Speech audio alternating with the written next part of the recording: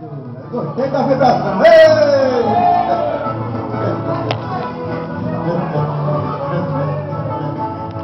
Não tem prejuízo não, pastor? Pode falar, eu não tô nem aí. Já tomei posse da vitória que Deus tem pra mim. Pode falar, eu não tô nem aí. Já tomei posse da vitória que Deus tem pra mim. Pode falar, eu não tô nem aí. Já tomei posse da vitória que Deus tem pra mim.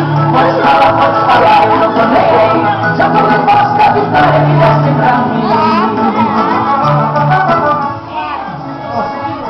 Nosso movimento Zequinha, Movilha, também já está levando vatapá para provar, deliciar. Isso aí. Um abraço, Zequinha.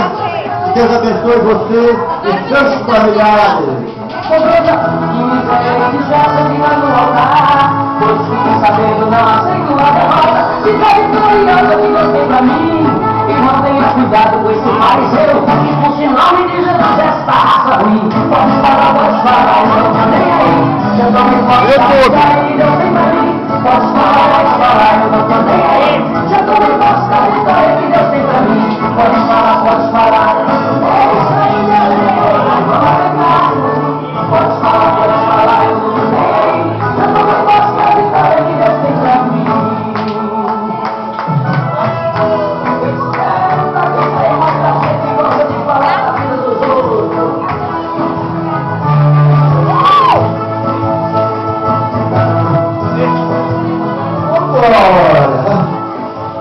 Tarde alegre aqui na Igreja Horta.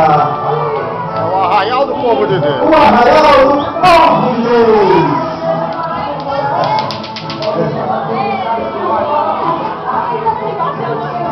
Está presente. Também está presente.